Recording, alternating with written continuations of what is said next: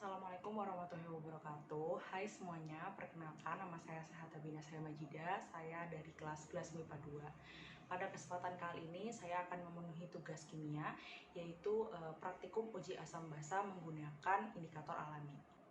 Tujuan saya melakukan praktikum ini yaitu yang pertama untuk mengetahui cara membuat indikator asam basa dengan menggunakan bahan alami.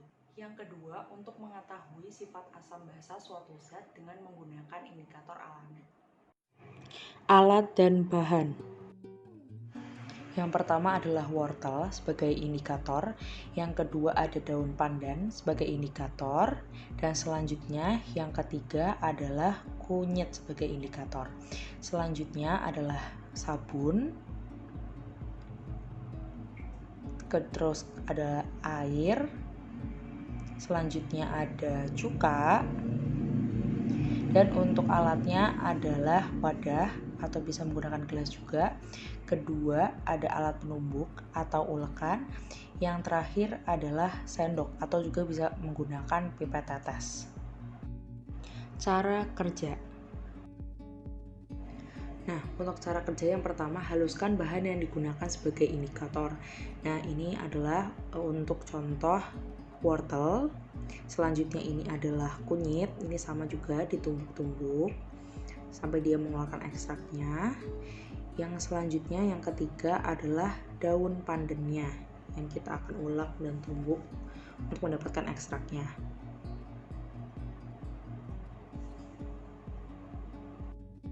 Cara kerja selanjutnya adalah menambahkan air hingga diperoleh ekstraknya. Ini juga sama, dimasukkan air, habis itu nanti diaduk. Lalu cara yang ketiga yaitu menyiapkan larutan. Nah, ini yang pertama, yang paling kiri, ini kita menggunakan sabun. Nah, ini kita aduk hingga rata. Nah, untuk larutan selanjutnya adalah cuka. Ini yang di tengah, ini kita masukkan dan kita aduk. Nah, yang ketiga yang paling kanan itu dia air biasa. Nah, ini yang cuka kita aduk. Percobaan dengan indikator wortel. Nah, ini indikator wortelnya. Nah, ini kita masukkan ke larutan air. Lalu ke larutan air cuka. Dan yang terakhir ke larutan sabun.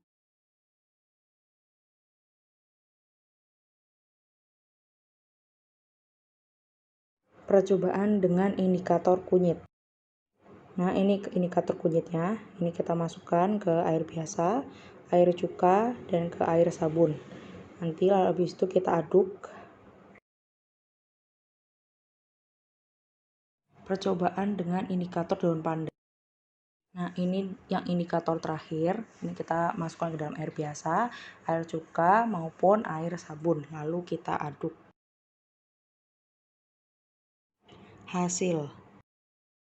Ini hasil untuk wortel.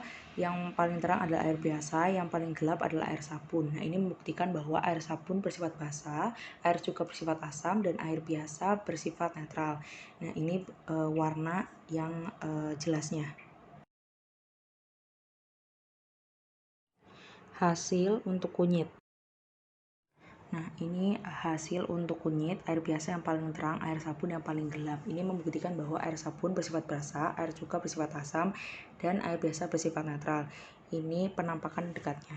Hasil untuk daun pandan. Ini dia hasil indikator pada daun pandan. Yang pertama air biasa yang paling terang, dan yang paling gelap terjadi pada air sabun. Dan ini membuktikan bahwa air sabun bersifat basa, air cuka bersifat asam, dan air biasa bersifat netral. Berikut kesimpulannya.